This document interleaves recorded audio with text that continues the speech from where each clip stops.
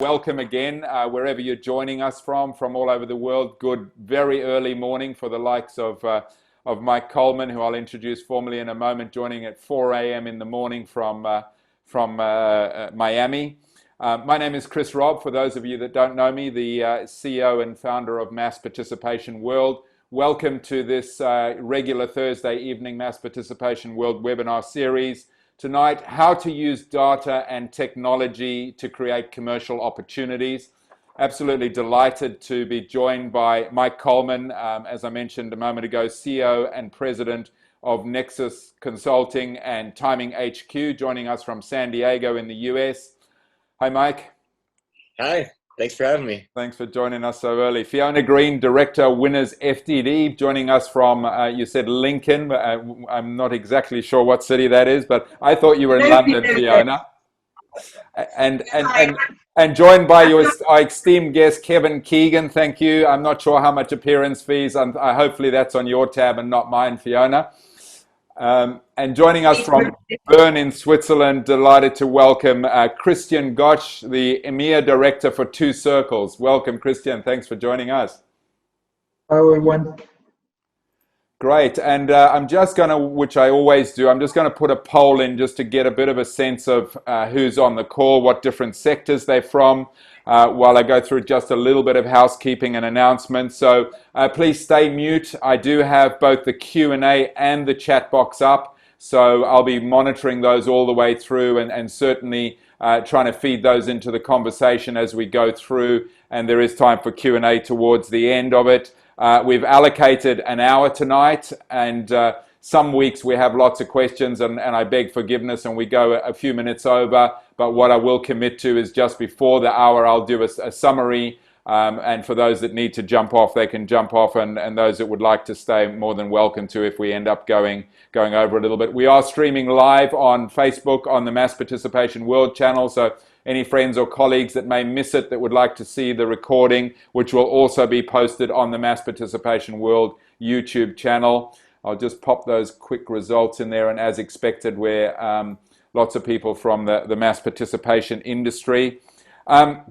Just a couple of other initiatives, and please bear with me, those of you that are regulars, and we do have a lot of regulars here. Just a couple of other things that are on. So I announced last week, and we put a survey out, and had some really great responses and registration of interest. The idea of staging a Mass Participation World online summit in September. And when I say September, I've gone as broad as literally asking people first week, second week, third week. Really, the idea is to curate a program that works best for everyone in the industry. So I'd really love your feedback on that. If you haven't had a chance, we will be posting a reminder, most likely tomorrow or Monday, but really to get your input in terms of how we curate the program, what sort of content, speakers, and format you would like. And based on the feedback so far, I think there's a very good chance that will go ahead. Every Monday, and there's some of the regulars, the likes of Tom and Dave on the call, the Mass Participation Strength in Numbers every 4:30 p.m. Singapore time. I just host a Zoom chat room for those of you that would like to join us.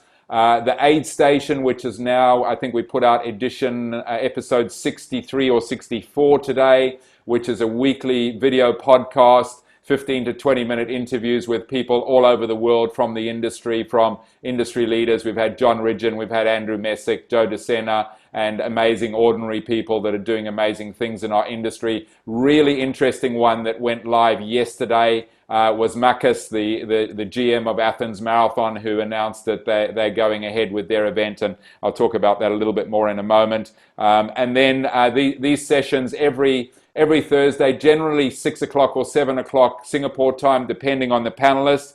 Next week, we're going to be doing a kind of a case study of events that have happened or events that have got the approval to go ahead. And we have confirmation already on that we will be having Makis joining us to be sharing their plans for Athens Marathon, usually 60,000 people. They have a 10,000 people event approved. They launched entries on Friday, and they already have over 10,000 people signed up, so pretty close to the capacity of the reduced event. And he's going to share in some detail how they're going to be managing that event. And we have Dave Budge, who's on the call tonight, who's going to be joining us to share. They've just had approval for their mountain bike and trail event in Perth in Western Australia. So trying to get a bit of a spread from big events to small events. And we're expecting another 2 panelists on that, which we will confirm. If I can help you in any way, please send me an email, chris@chrisrobb.asia. Join with me or connect with me on LinkedIn or the Mass Participation World Facebook page, where we put all this information out for those that may have missed it in other forums. So moving on, just going to stop that, and while I talk through what we're going to go through over the next now probably 55 minutes or so, just going to kind of get a sense of what industry sectors within the sports industry we represent, where most of us are from. But we're going to try and cover about 7 different topics during the course of the next 55 minutes with Q&A as well. We're going to talk about overcoming fear. And when I say overcoming fear, I guess it's just a bit of a debunking the myth. One of the comments on last week's sponsorship one was from a sponsor, Michelle Taylor from TCS. I get the sense that many people in this industry are scared of data. And I think with the experts, we might be able to give some sense about it doesn't need to be a scary proposition. We're going to talk about the importance of determining your commercial objectives before defining your data and technology strategy. We'll talk a little bit about technology solutions, the stack that you may need, and again, highlighting that doesn't necessarily need to be a massive investment in technology. We're going to talk about the use of data to make fact-based decisions. We're going to talk about revenue streams, so participant, merchandise, and sponsorship revenue by way of example. We're going to talk about the opportunity of leveraging attitudinal data, and hopefully as well the opportunity to talk about this growing expectation of personal experiences and the opportunity to engage and be part of that participant journey with the data that provides you to create a much more personalized engagement experience. So maybe just get underway. I'm going to share the results. I'd love to start with you, Mike, as someone who's been in this industry for a long time. I guess, Fiona and Chris probably a little bit more on the periphery of mass participation, but you have a deep immersion in it. And I'd love you just to speak a little bit, and obviously the others will chip in terms of this kind of concept of data is scary and we need to be worried about using it. Yeah, I mean, I think, when I was there about a year and a half ago, I guess, and Fiona actually hosted. We were on a panel at Mass Participation World, the conference. We talked about CRM and CRM, the data, of the rich data that is out there for event directors, and collecting and what they're collecting in the registration and stuff. And it's interesting because as registration systems have evolved, as CRM systems have evolved, you do get that sense that people are just hesitant on, I don't know if they're hesitant on, they're going to push the wrong button, they're going to, erase all their stuff or not, but it is, there is a hesitation out there of people using the tools that are there. I mean, but the people that are using the tools are the events and the organizations that are definitely growing. I mean, and I see it on a daily basis with a lot of our clients. They're growing, 10, 20% a year over year. And you see, and then you talk to other organizations, they're like, well, how are they doing it? Well, they're learning about their participant. They're asking additional questions in their registration flow. They're having surveys after their events, and they're learning who their participant is, not only from a demographic but also a lifestyle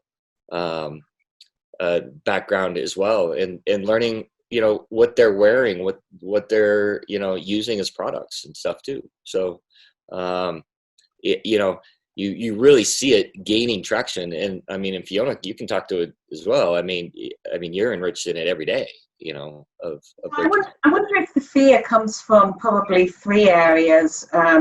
So perhaps there's the natural position of cultural change or cultural adoption, business change, whatever term you want to use. But this use of data in the business side of the sport is a relatively new concept, relatively new.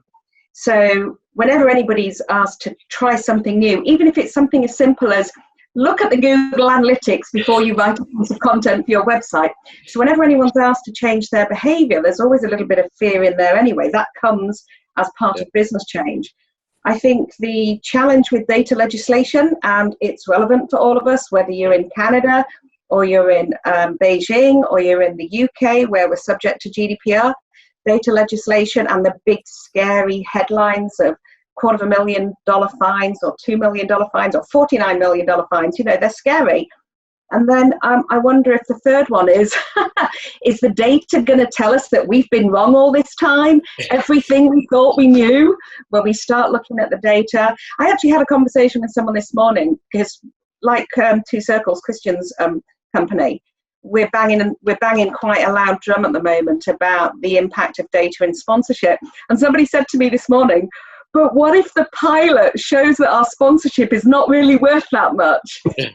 So, you know, there's that fear as well. So I think there's 3 different areas of fear there. I don't know, Kristian, if you feel there's more concern and skepticism and fear in other areas. I agree with those 3 completely, but that's also like, there's that change in behavior. I think the only one I would add is maybe there needs to be a bit of an attitude of test and learn and not work things out so that they're perfect. And again, that could sometimes clash a little bit. Yeah, but what if we do things wrong? Like the legal consequences, etc. So of course you need to and sort of understand what is the concept of the law, but I think what we seem to experience quite a lot is there's almost this like, let's almost keep thinking more about it rather than start doing something. And of course you can, even Mike, you say you can do it better. You can probably do an optimal post-race survey, but that optimal one is maybe only in the 3rd iteration we get to it. But let's just do one first and realize what was it we almost forgot to ask. What were the things we learned from, and those types of things. And I think it's called test and learn, but I think sometimes that again then gets stuck in, well, if you're not 100% sure and there's some legal matters and what can we do? But I definitely think there's sometimes even just a hesitation to try. That's a great point, that, and I guess, you know, what we probably have on the call is quite a number of pretty small businesses that are limited in resources. So when they're sitting with that fear of, you know, what's our legal obligation, you know, what would be your advice? I mean, is that literally just going to a website to understand? Is it working with organizations like yourself to give them that kind of guidance? I guess that sort of, you know, my sense is that, you know, the thing I always do is the pyramid of our industry. You know, you few big players at the top, few people in the middle, and the base of the pyramid is propped up by lots of what I call passion projects. You know, small businesses doing it, you know, on the smell of an oily rag, and I guess that probably contributes to the fear and the bandwidth in terms of, well, what if we get it wrong? Any tips in terms of, you know, where's the advice to help them get past that, the legal obligations and how they may set those things up? Obviously, going to consultants like you, but I'm not going to say that, because obviously we come at a cost, and you know, our advice is always see what free information is out there first, because there's loads of it. My number 1 advice, and apologies in advance for any lawyers in the audience, don't ask your lawyers.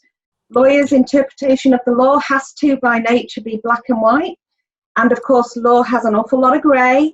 This is about risk assessment, okay? So you know your business better than anyone, and you know your propensity or your appetite for risk.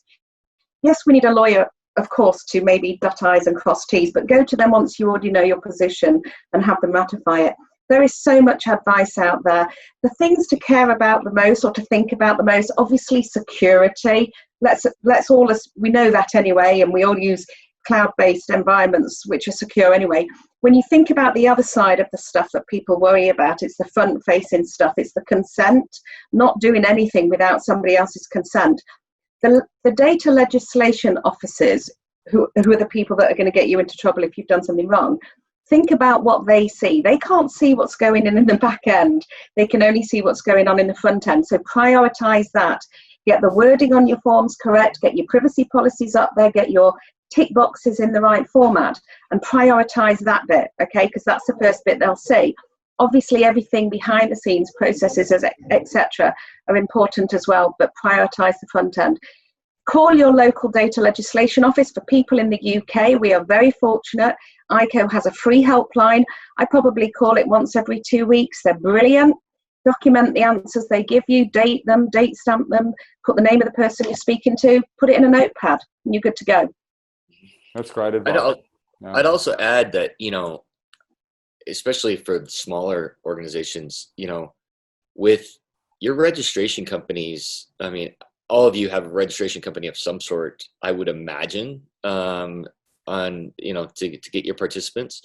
You know, you have account managers at those, you know, platforms, you know, or if you're a timer, you have an account manager at your, you know, the organization that provides you, you know, your time equipment. There are a lot of different ways to get to people that, you know, have resources and have the knowledge, you know, especially in the registration companies. Your account managers will, you know, can help you set up, you know, the right questions. They can help you find the right reports, you know, and create reports. I mean, most registration companies have built out quite a robust reporting system. You know, at least the top 10, you know, have created quite robust reporting systems, data analytics as well. So I would start with your account manager, really.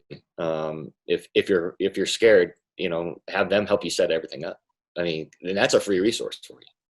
So. Yeah, and I'm just going to show that poll. 85% of people on the call, I think 82% of people on the call are with third-party providers. So yeah, plenty of option there. I'm going to come back to you, Kristian, in a moment to talk about you know, defining your objectives. But just let's quickly take a question here for you, Mike, before we go on to that. In the registration process seems to drag at time. Would you advocate for more questions at registration or give an incentive to answer more questions at a later time? And that's from Renee. Yeah, I mean, honestly, I would add at least 1 or 2 questions every event you have to learn about your participant, and it's not daunting or it's not like overpowering to ask, you know, at least, you know, what kind of shoe do you wear, you know, and run in, you know, what kind of smartwatch do you wear for tracking, you know, or something to find out, like, just start to get that participant engaged, or, you know, ask a few different questions about them, but don't make them, you know, mandatory that they answer them, because most likely they'll answer them anyway for you, because they're in the flow, but they don't have to have the little star next to it. And then definitely I would definitely send out a post-event survey to see how they enjoyed your event, or if there was dissatisfaction, you know, what could you do to change it? So I would do a little both. And you know, one technique I've seen used a couple of times is that, you know, whilst you've got big numbers, you maybe don't necessarily need to ask everybody 10 questions, but maybe during your registration process, you ask 2 questions in the first phase, and then 2 different questions in the second phase and third phase, and so on. And you build up some fairly decent data without having to expect people to take up a lot of their time. That's right. Yeah. Great. Kristian, why don't we come back to you just to talk about, you know, the great point that you made in the planning exchange about setting your objectives, your commercial objectives first before you define your data and technology strategy. Yeah, I think, I mean, this is, I would say it's relevant for this forum about mass participation and events in sports, but it's probably relevant to everyone in sports. I think the sort of approach is saying, let's start using data, or let's get some more technology because we can do something with it, very often leads to a bit of a mess and a bit of just doing a lot of stuff for the sake of doing it. And I think sometimes, of course, we want to probably achieve a mix of things. We might want to grow, you know, the number of people attending. We might want to, you know, potentially make more money from sponsorship. We might be thinking about introducing even a merchandise line for the event, or sell more of those products. But I think just really challenging ourselves when we sort of sit down and say, what are our objectives, to then start from there and then almost work backwards, because that even goes back to what's the data you need, what's the technology you need, what are we trying to do. And I think one of the things that I sometimes find helps in this, because it can sometimes be a little bit difficult. Of course, you're saying we want everything.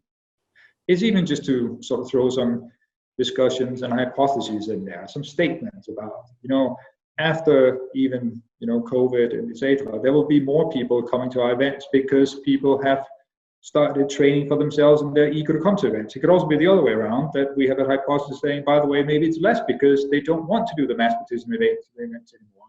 I think just throwing some of those almost hypotheses on the tables or in Teams calls to try to figure out what are some of those things we want to test before we maybe make a decision to say, let's grow participation in 2021 by 10%, is also an area where data can be used. And again, going back to one of the things, one of the areas where I think data is underutilized in the area also of mass participation as a whole, is maybe just on get more information from the people who were either already have participated in events or could potentially participate.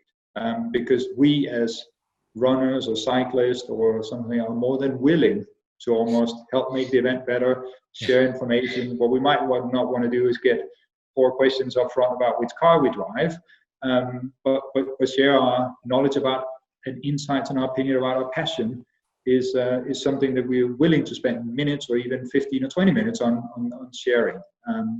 But I think on that objectives, just be more clear about, make some priorities, and then work almost backwards to try to find out. I don't know how many times I've heard we're launching an app, literally because everyone else has launched an app, and this is not mass participation, it goes to professional football clubs, without, let's say, the thinking about what are we trying to do.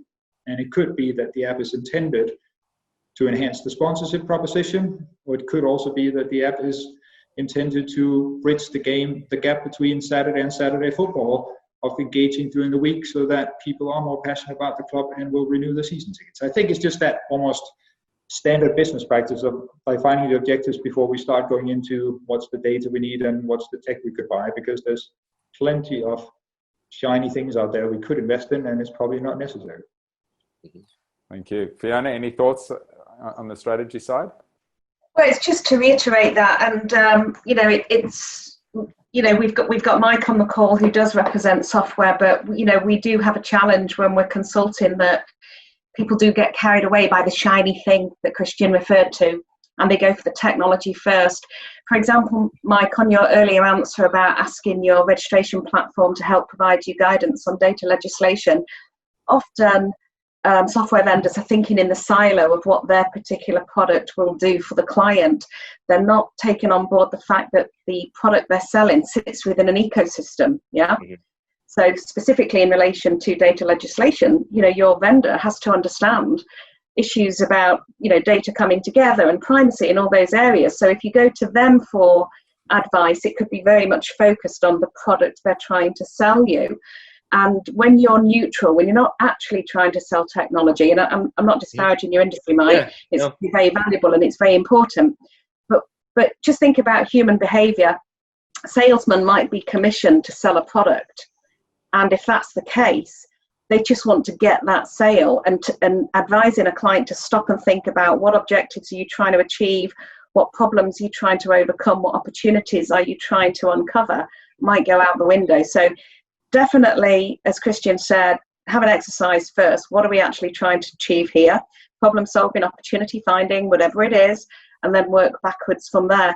And technology is invaluable, of course it is, but it's an enabler in our world. It's there to help us solve a problem or uncover an opportunity. It's not the opportunity itself.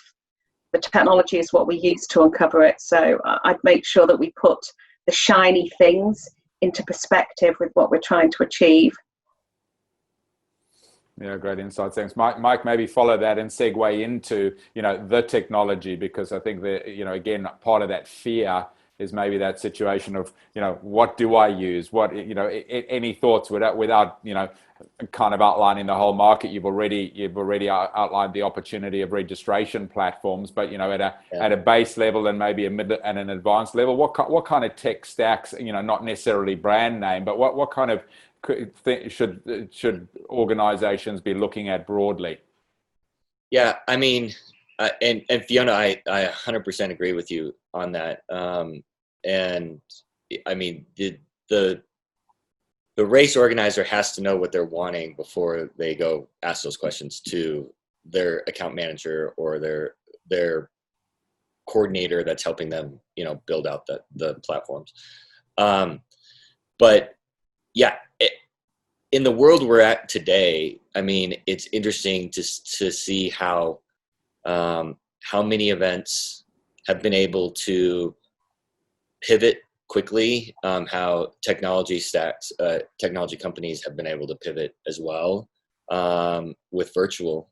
I mean, the virtual events are going to be a game changer in a sense of reach for participants for all events. I think there'll be a certain percentage that you're always going to be able to have at your events now, participating virtually. So, I mean, utilizing various different technologies, whether it's, a photo integration, to Kristian's point, apps you don't want to get an app just because everybody else has an app, but you do want to look at what an app that you could possibly use as your center tool, in a sense, to integrate, a registration platform, a photo platform, a website platform, tracking for your event, results, engagement. So you got to find something, and it could be a web enabled, it could be a standalone app in various different forms. But in the new world we sit in, with the virtual events, it's a way to engage, and you add Google Analytics to it, you add social integration into it.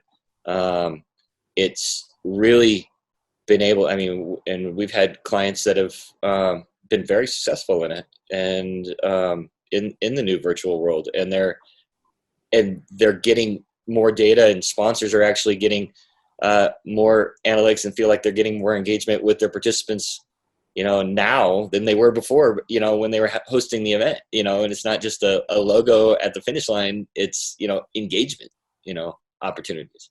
So, I mean, you got to think outside the box, now as well. So, thoughts on that, Kristian?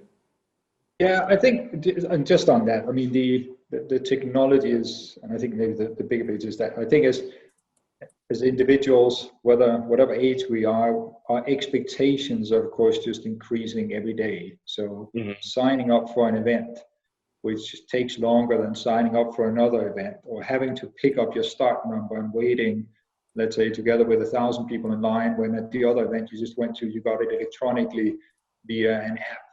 That also just raises the expectations, where sometimes, there might not be the fantastic return on investment saying we're now going to get more people to run, but that's just expectations in society, that we are expecting a bit more personalized experience, has to be hopefully faster, because it's a relative game, and we probably give a bad review to an event that didn't live up to something else because we had experienced something else. So there's also a bit of a race, let's say, between even event organizers, where sometimes it might not be, we can make a lot more money on this, we can grow that way, but the expectations from the audience is there because somebody else has invested in it. I definitely see that as something else that's happening, and where mass participation sports, of course, need to keep up, because it is a relative game when it comes to that. And Mike, on that disrupting thing about, I think the virtual editions, I think looking across various mass participation events, it's interesting to see how some have taken full advantage of it. Right. And as you mentioned before this call, you have an event in North America, and all of a sudden there are more participants actually doing the event in India. I had another event I wanted to participate in myself in Romania, and the most virtual participants on South Africa, where I think last year when they had the same event, there was 12 people in South Africa, and now all of a sudden you have hundreds of people participating. So I think that is an opportunity as well, as we get back into events going back on. Do we just go back to how we used to, or we may be leveraging this probably opportunity, which it is to say, events are maybe not location-based and focused in the future. And how do we find the right balance? Because at the same time, we still want to have, hopefully, quite a lot of people actually travel to the destinations and do them. Yeah, and Kristian, you're in the triathlon world a lot. I've seen a lot of engagement, and it's interesting to see, like, triathletes even like really want to do events at home, and they post about it everywhere, and it's just this whole engagement in that world. And I would assume the opportunity for sponsors and events to really kind of learn from what's been going on could be huge. Yeah, absolutely. And I think, for example, that triathlon world, I think that one is now it worked. You got people who almost swore to say, I would always go to the physical event. Right. I'm not going to sit on my bicycle, well, for training, but not for other purposes. If I do it, I'm definitely not going to post it anywhere.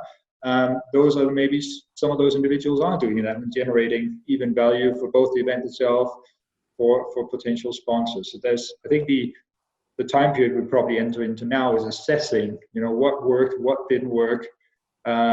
Did we even get more people who weren't doing triathlons before because they felt, that's a big step. I don't want to almost, be physically finishing last, but can I participate? But at the same time, you have, as you see, well, the elite triathletes, but also, these sort of serious triathletes just enjoying it and maybe not having to travel for days and take days off from work to actually participate in an event. So I think we're going to go into that moment, and there's going to be probably the second half of 2020. And you're absolutely right, triathlon is probably really taking, that's where you see a lot of good cases, a lot of good stories, good numbers to sort of assess and define maybe the future of maybe triathlon when it comes to that. That's a really interesting insight. Carry on, Fiona. I'm just going to make one point, picking up on a word you used, legacy, Kristian. And by the way, Mike, we've just seen the sunrise in your garden. It was beautiful.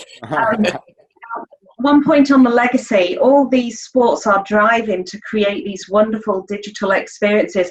My number one tip for anyone creating a digital experience in this period of lockdown is please remember your marketing opt-ins.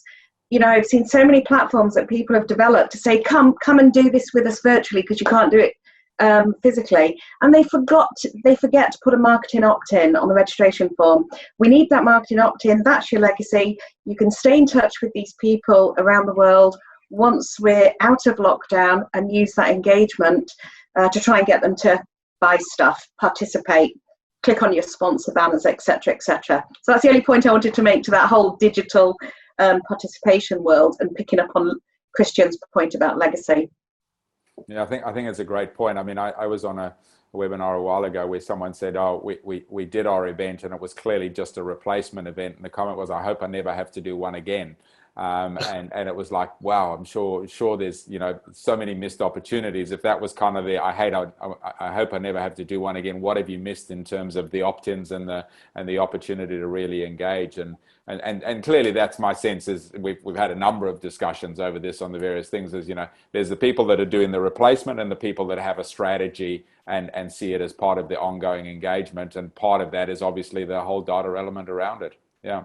Why don't we just grab, there's a couple more questions that have popped up here. Dennis Cranston. Hi, Dennis. How are you going? What specific technology have you found most effective in increasing measurable ongoing participant engagement and monetization? And what specific or type of technology do you see doing that in the next 5 to 10 years? Who would like to take that one? Mind giving it a punt? So I definitely can't answer to the next 5 or 10 years because I'm not that clever. Probably Kristian's better at prophesizing than me. But in terms of the most important technology right now, it's going back to Kristian's point about know your objectives first. We consider the use of data, the technology stack that you need to use the use of data to monetize, coming into very clear sort of groups. So there's what we call the data sources, which is something like your registration platform, a mobile app, your website, a landing page, a competition page, etc. So they're your data sources. You then have, generally speaking, some sort of data warehouse where you can pull all that data together. Then you might have some data analytics software that help you do the analysis. You might have data visualization that helps you interpret the analysis. And then you have your campaign management environment, which enables you to talk to somebody, whether it's serving personalized banners or an email or an SMS or a push message, etc., etc. So really it depends what your objective is, which bits of those tech you want to focus on. But clearly your data sources are primary, because if you don't get the data in the first place, you've got no data to use. So making sure you've got those key things considered in your data sources, that your data's in the right format, that you've got the tick boxes or permissions or consents or whatever you need, etc. Then if your primary objective is to engage, well, then you've got to have the communication platform. And whilst we're busy talking about multi-channel, cross-channel, email marketing is still a foundation. It's still a cornerstone of getting the right message to the right person at the right time. If anybody is not using email marketing, definitely prioritize that, but only if you've got the data in the first place, which comes down to your data sources. Great. Hopefully that's helpful, Dennis. One other here. This was just to the comment, I think, a while ago. Sapna Nunlol. Apologies if I haven't got that pronunciation correct. Probably interesting, worthwhile for an organizer to hold a brainstorm with data suppliers, analysts, technologists in order to understand what data can bring prior to formulating their plan. So they'd be integrating their knowledge to the expertise they already have in their event. Yeah, great. I think that's, I guess, just backs up a little bit about what Kristian was talking about before. Thanks for that, Supna. Why don't we move on to just, and we've touched a little bit about using data to make fact-based decisions. Kristian, maybe if you wouldn't mind to kick off on that one. Yeah, I mean, I think again, this is not mass participation sport specific, but I think even in a meeting about, what should we do at the next event? Should we even increase the prices? And in a meeting that is about that, we probably start with, if there are 4 people in a meeting, 4 subjective opinions about, is it too expensive? Is it not? I met somebody after the event who said, I liked it, but I thought it was too pricey, and those types of things. And I think that's where we can, again, almost use a bit of data, whether we get it from Google Analytics, just to get some facts on the table, or the survey or the registration data, just to take 3 very concrete, data sources, to just start with facts. Because you will always, if you just look at, I'm sure every event organizer and every football club is the same, you've had 6 mails from somebody saying, I think it's ridiculous that your event costs that much. But you haven't heard from the majority, maybe saying, I think it's value for money, or I think it's fine, or whatever it is. I think, again, it could be Google Analytics, get some of the numbers and put them almost on the table and saying, 60% of people signed up for the event the last week. Why are we spending our marketing budget 6 months in advance? Or the other way around, a lot of people signed up quite early, or here's a comparison with another event. I think the survey data, again, I would say people enjoy being asked. And as Fiona said, you put a survey on your website, or even send it via an email. When that mass participation event you're either interested in or have done before pops up in your inbox, likelihood is probably that you open and read it. Maybe you skip the one from a big airline and maybe a restaurant service that is underneath, but you will read that. If you put an interesting subject line and again, asking people for their opinion about making the event better in the future, telling us a little bit more about how you even enjoyed, exercising during COVID, etc., is just valuable information. And start almost a meeting with that, because then you're making facts-based decisions rather than, you're not wasting your time discussing what is right or wrong, because you've asked people and you've taken some data. You save a bit of time, and you're also making based on facts. And I think that is just another thing data can help with. We can, of course, also use it to communicate with people, collect more of it, etc., but we can also just get some concrete numbers down on basically the table. Mike, any thoughts? No, I mean, Kristian, you summed it up pretty well there. No, I'm 100% agree with everything you just said right there. Fiona? Well, I was just going to add, we've had a really nice question in, because we're so busy talking about impact on revenues, sponsorship, engagement, etc. But there's a nice question that's come in from Simon Roberts, who's asking about significant benefits from a safety and security perspective. And when I was first coming into this industry, that's where I was getting a lot of my foundational learning from, and that was the use of data for operational aspects. And of course, safety and security come into that. So from a mass participation standpoint, or for any event with people, knowing things like traffic habits, or travel habits rather, how far away are people coming from to participate in your event, can help with health and safety information or security and traffic information that you need to share with, I don't know, the local road authority, the police, etc., etc. So, you know, data has uses for so many purposes. But definitely, let's not forget those operational ones. We talk about using it to increase revenue, increase engagement, increase participation. But the foundational use of data was actually to improve operational efficiency, to reduce downtime, for example, to save costs, etc., etc. And health and safety is one of those things, one of those areas. The other thing is we use the term data so loosely, but you've already heard Kristian just talk about Google Analytics data, which is generally anonymized. We heard Mike talk about registration data, which is high, you know, it's the definition of personally identifiable information. And then I've just talked about traffic patterns, travel patterns, population mapping. So, you know, data can be broken down into so many different areas. We tend to talk about it as just one word. Never did such a four-letter word represent such a massive industry.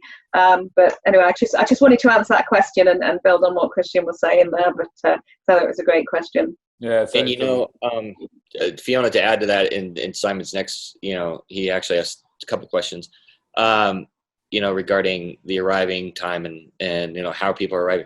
What's really good with the data also is to think about your local governments as well, and how this data can help you with your event and in securing like different properties or different areas for your routes, with, you know, and also your impact on the city, from a financial side of like how, to the point of like where people are coming from, how many people are staying in hotels, how many people are staying, you know, taking the rail into your event, how many people are driving, like all of that information really creates the whole, you know, ecosystem of what your event, the impact of your event is as well on a city and a community. And that's all data you're collecting, just, you know, to your point, by the questions you're asking. So, or what they're having to input within the registration platform or whatever. So. Yeah, great points. Thank you. Fiona, why don't we move on to revenue and talk about some of the revenue streams and the role of data in that? So, I mean, hopefully we're all aware of the role of data to increase traditional things like tickets and merchandise. If you know that somebody's bought a ticket once, then there's a good chance they're going to buy a ticket again, etc., etc. If somebody bought a pair of shorts, you can use that information to encourage them to buy the matching T-shirt, etc., etc. So there's lots of opportunities there. But I wanted to highlight the use of data in sponsorship, because it's something that Two Circles are focusing on right now. Two Circles put out a fantastic report last year about revenue being left on the table. You were primarily talking, Kristian, apologies if I misquote, but how we're undervaluing the leverage opportunity that incorporating sponsors into our digital environments. You know, how we're undervaluing it, and we could be valuing it so much better if we looked at the data and had a better understanding of what that digital marketing was doing across sponsors. We're also talking about, you know, changing the sponsorship dialogue so that the sponsorship discussion goes from not just being about, and I don't mean just, this is incredibly important, but brand awareness, tickets, unique access, hospitality, etc. And we actually take it further and say we can help turn our participants into your actual customers, Mr. Sponsor. And we can do that because we know so much about our participants, or our viewers, our fans, etc., that we know how to get them to go to your website. And once they're on your website, you can start that customer journey, which will end up in hopefully a conversion to a customer. So I think in addition to the traditional things that we talk about, you know, when you're using email marketing, if you hosted an event last year, remind the person that it's taking place again this year. You know, it's easier to get an existing customer to purchase again or participate again than find a new one. Something a bit more creative, which is thinking a bit more like a traditional media house or advertising agency that focuses on getting their clients, customers, why don't we think about converting some of our fans and participants to our sponsors, customers? Because that's ultimately why they're sponsoring us, because they believe that sponsoring our property will help them sell more product and services. So let's give them a leg up on that by using our digital channels and our data to help them achieve that. Thank you. Kristian, I mean, one of the things which we're going to talk about is I guess a little bit aligned to that is this whole personal experience, that opportunity to personalize that journey, which obviously, can dovetail into selling more opportunities for sponsors if they're having this journey that takes them towards the sponsor in an authentic way, using data, understanding their loves and desires. You maybe want to talk about that? Yeah, absolutely. And I think that's where just even that sponsor proposition, I mean, Fiona touched upon this analysis we've done where we've sort of outlined, we're almost adding, I was going to say, digital elements into our existing conversations. Some sponsors might even be like, well, that's probably what we already pay for. I think the other thing that we see changing is that instead of just look at these numbers, so saying we've grown our social media accounts with this many people on the website and we have this many participants. I think the next level down, and this is where, again, back to, it's a bit of a relative game. The event organizers that's best at it can tell the best story to a brand, but it's just to know a little bit more about that audience so that we eventually can get them to go onto a sponsor's website and do certain things. And we actually send the right people that way. We don't force the ones that maybe already have a loyalty card for a supermarket to do certain things and those types of things. And I think, again, that's where even just going back to the data of not just reporting, I was going to say numbers, and almost distinguish those numbers and talk about that, we have reach and all that stuff, but there's the insights behind it. Understanding from even people who are running at a big mass participating event, who are those people? What do they do almost when they don't run? What are some of the, I was going to say, challenges in their lives? What are some of the things outside of running that makes them most excited?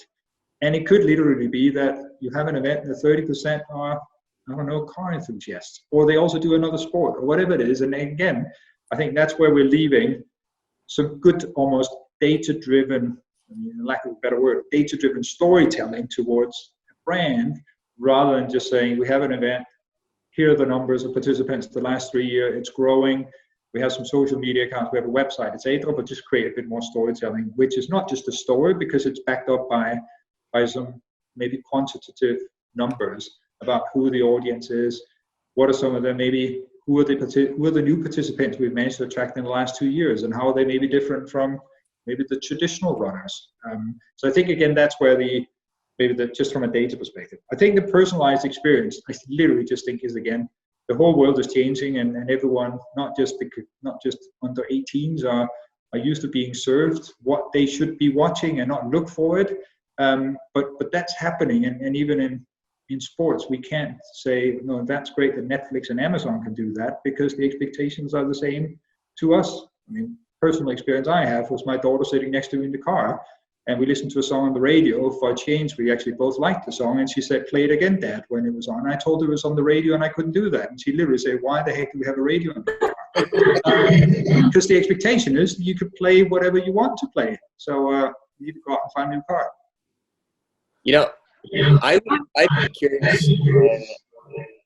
I'd be curious to add, like, how many people or how many event directors are engaging with their participants or their database right now, even though they can't put on an event? I mean, like, are they just silent right now because they can't do anything? Like, this is a great opportunity to find out more about your participant, and what are they doing right now while everybody's on lockdown or at home. It's interesting because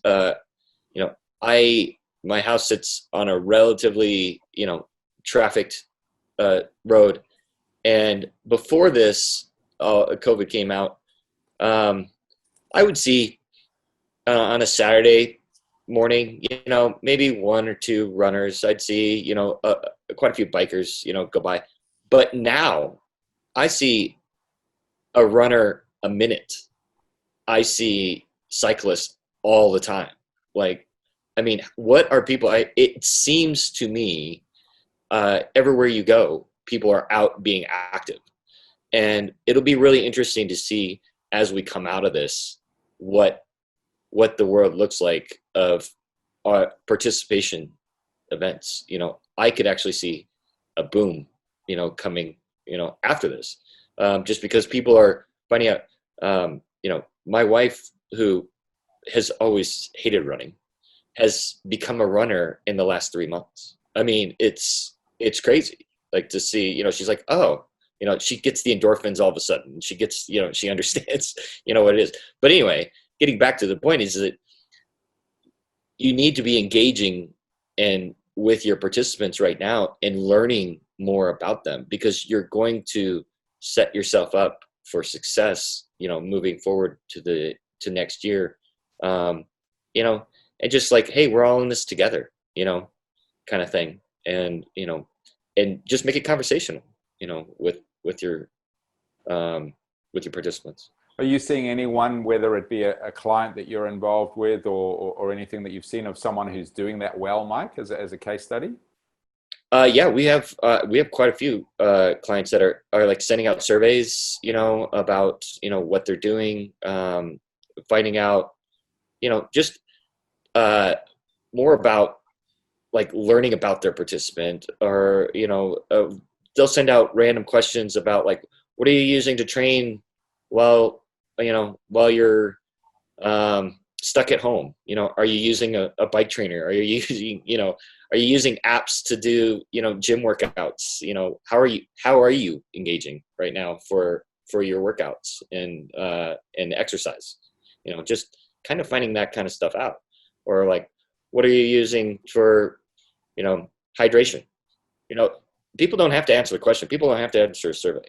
But, you know, if you're or sending pictures out of people engaged on the social media side, you know, on Facebook and Instagram and stuff as well. So I don't know. I really think it's an opportunity for you right now while it's a downtime, because there isn't all the clutter and the noise out there of a lot of events, like, coming at you at one time. Like, hey, sign up for this event. I think people are looking for engagement right now from events, actually. They're looking for, like, when the next event is. You know, Fargo Marathon announced that they were going to be the only marathon really open in the U.S. And, you know, it became the buzz of the country, not just it's in North Dakota. I mean, and, you know, it's like everybody's like, oh my gosh, there's going to be an event. You know, so everybody's looking to it, whether you're in the industry or not. You're looking to see what is it going to be, you know. And even, you know, events around the world, people are like, you know, how is it going? What's the success of the event going to be, you know, coming out of this, you know? So, you know, there's a lot of things that people are looking for, but I think you need to engage with your participant right now. Yeah, thank you. Fiona, you had a follow-up question there? Well, both Kristian and Mike talked about understanding more about people and the data outside of the core objective, which is participation. And you mentioned at the start of this call, Chris, that we're going to talk about attitudinal data. And I actually find that one of the most challenging to ratify with the sports industry. I don't know what you feel, Kristian, but attitudinal data can so much be based on how somebody's feeling at the present time. And so particularly with COVID, my gosh, how are people feeling right now might not actually be representative of how they're actually feeling. And in, for example, professional sports, elite sports, where you pay a ticket to go and watch a team play, your team loses, you could serve the best champagne, the finest steak, but your team tanks and you hate everything. Conversely, you can win 3-0 and be served the warmest beer and the coldest hot dog, and you'll be over the moon. So I'm interested in what you feel about that, Kristian, from an attitudinal data perspective, because admittedly for me, it's the one that I sit back and I'm looking for other people to develop that approach first, because I have no idea how to approach it. I mean, I think you can, I mean, there's different methodologies, of course, that you can adopt and saying, let's ask 100 people every week, so it sort of spreads out over the week and it's not impacted by when the event is, or is it 29 degrees outside, or is it raining, or has my team just lost? I think it's just, if you had to even just go back to the question Mike also said, I mean, I also see it even in Bern here. There are more runners, there are more cyclists out there, but it would be a bit of a hypothesis for me to say that probably means that there are going to be more people signing up for events. I would hope so, personally. But just to get a little bit under the skin of, I was going to say, figuring out whether the intention is there and find out. It might be 2 out of 10 that are saying, I'm actually thinking about it. I just don't know which event yet. There might be 5 out of them saying, absolutely not, because that was not why I started running, type of thing. And then finding out, and I think this is maybe the big opportunity, which is not completely sort of hardcore data-driven and attitudinal, but find out that big pool of cyclists, runners, triathletes, swimmers who are out there doing individual elements now, not participating, which of them can we get to potentially go to our events, whether join virtually or not. But I agree with you, you should always be questioning what was the timing of the survey, etc. But at the same time, if you're supposed to sort of develop a membership for, let's say, the winter season for a running club, of course, it impacts even what the weather is outside, whether people want to be members, but you need to do some of the planning maybe 3-4 months before, but take into account when you maybe ask the question in October. So always a bit of a caveat, but I think it's one of those, if 80% of people say the prices are too high for the event, and it might be 70% if you asked it just after they paid, or 90% just after, it's still the majority of the things. It's very important. So I think it's not a matter of is it 80 or 85%. And of course, you shouldn't send the survey out to the people who maybe didn't finish or whatever, or didn't get a place in the lottery or win the lottery. But I think it's a matter of trying to find the least sort of skewed timing to do it. And then not say, we know for sure it's 82, but it's definitely the majority. I think that's maybe in this world of algorithms and automation, I love to read about those softwares, those algorithms that try and battle a particularly British thing, which is our use of sarcasm, where a great performance could mean, hey, great performance, or could mean, wow, really not a great performance. And that's something that I feel is quite fascinating and a space to watch here. And COVID's going to be a massive informer of that because of the way we are feeling, because I'm sure many of us have been having up days and down days, and we'd answer a survey differently depending on the way we felt that day. But thank you, Kristian. Yeah, that's some great insights. Folks, we're pretty much on the hour, so I'm going to do a very quick wrap. We've still got a couple of questions there, so for anyone that would like to stay on, we'll try and get through a few of those, maybe stay another 5 or 10 minutes. But just a couple of key points that I picked up. The key of test and learn, not waiting till it's perfect. Get on with it, make it happen. In terms of the strategy, having a hypothesis to put your strategy on before you get moving down the track, and not being carried away by the bright shiny things, investing in a whole bunch of high value tech stack when you don't really need that for what you're trying to achieve. The whole virtual thing, and we've spoken about virtual, but the reality is in some ways it's here to stay. And if you are in the virtual space, are you using and analyzing the opportunity to gather data as you go through and build an opportunity for engagement? We spoke about tech, and I think a really nice succinct summary of the different kinds of tech, Fiona. So your data source at the start, your data warehouse, your data analysis, your data visualizations, and then ultimately you'll plug into your campaign management.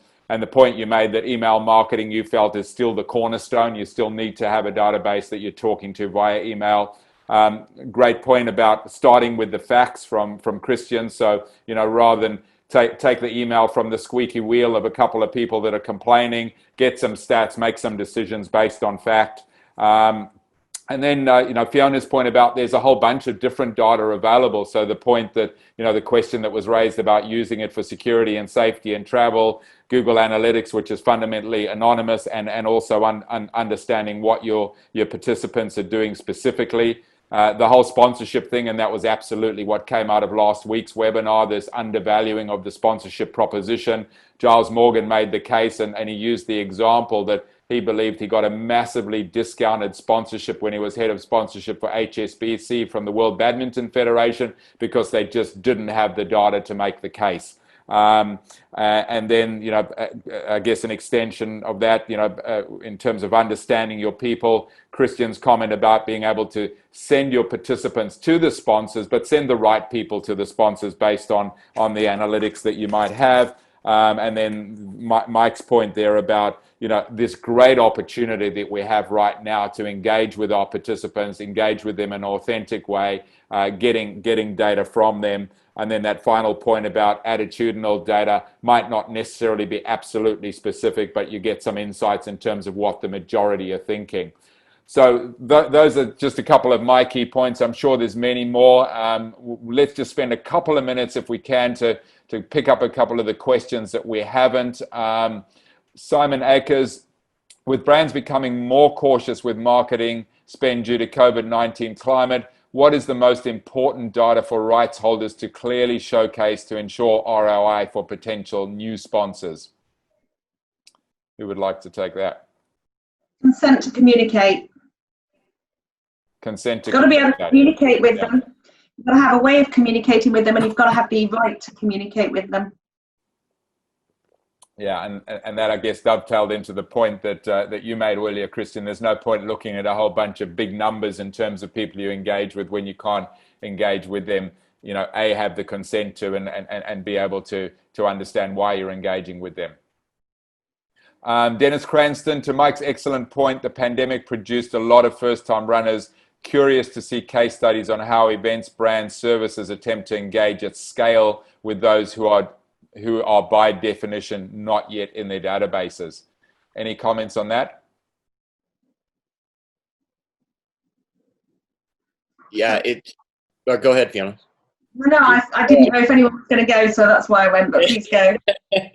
Yeah, I mean, it is interesting because it's like the cluster marketing type, scenario of like learning who your participants are and then engaging participants similar to what your participant, engaging with people that are similar to your participant, so your event is attracting a certain type of person.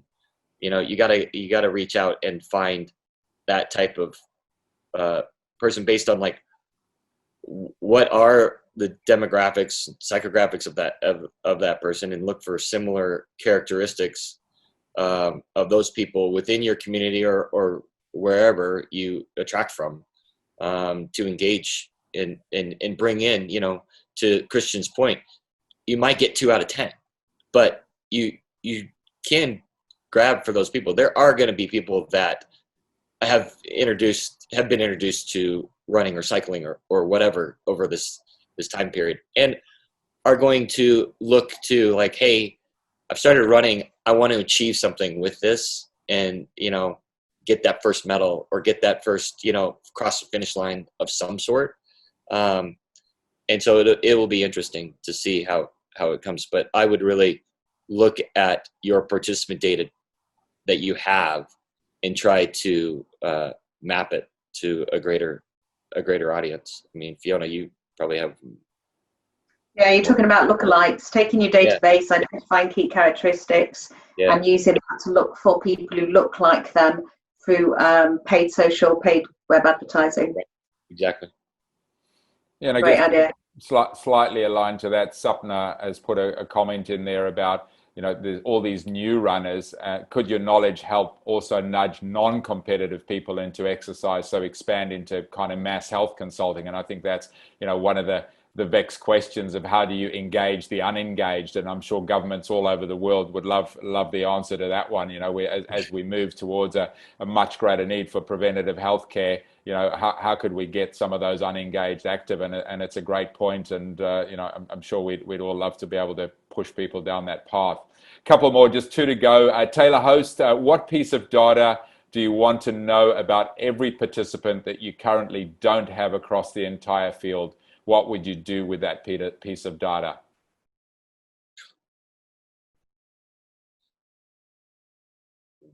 One piece of data? Yeah, one piece of data. What would you like to know? You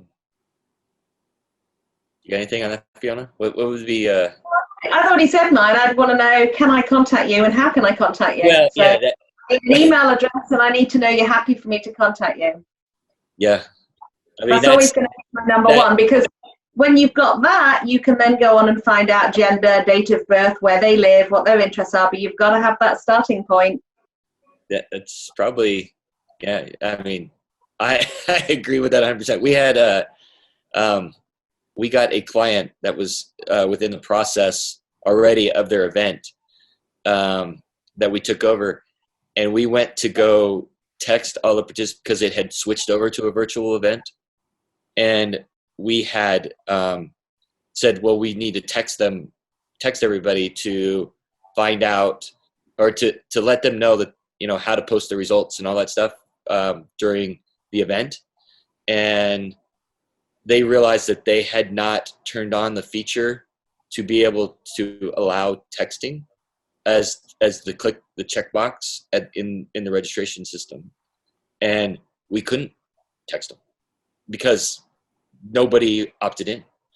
And so it was like an oh crap moment of like, we can't. Let me make you feel a little bit better. It's only an oh crap moment if you wanted to send marketing information. If it's what we call a service communication, to tell them about the race they entered or the form they filled in, you can still do that under a framework called legitimate interest. So it's only oh crap if you can't market to them. Well, we hadn't collected the phone number. So, I mean, oh, there you go. Yeah. That was the data field. That's the data field, right? field. Yeah, I mean, we had collected the phone number because of not having that question in there. So we couldn't do it. But we did think about that. But yes. But yeah, it's funny. Final question from Sam Middlehurst. People often create ratios between revenue versus marketing costs in order to set marketing budgets. How do you advise budgets for technology are arrived at? Same way anything, return on investment. Quick. I don't quite understand the question. Do you understand the question, Kristian? But, you know, model out what the return on investment is, because, you know, if you've got historic data, you've got processes, you've got so much trackability in the digital world now. It's, you know, what is it John Wanamaker said? I know half of my marketing budget is working, I don't know what half. Different scenario now. We've got 100% accountability and trackability. Shouldn't be an issue anymore. Yeah, I mean, like, don't look at it as an expense. Look at it as an investment. I mean, flat out, it's an investment, and you get return on your investment. Fantastic. Thank you so much, everyone. Thanks for those of you that have listened. A very big thank you to Kristian Gotsch. Thank you so much, Kristian, Fiona Green, and Mike Coleman. Thanks so much for your time. Great insights. Already a number of comments popping up in the chat box. People have got some great insights from this. So thank you. Mike, have a wonderful day. Kristian and Fiona, enjoy the rest of your day. And I'm going to go off and get some sleep in a couple of hours. But thank you so much. Really appreciate your time, everyone. All right. Yes, thank you. Thanks. Thank you. Bye. Bye.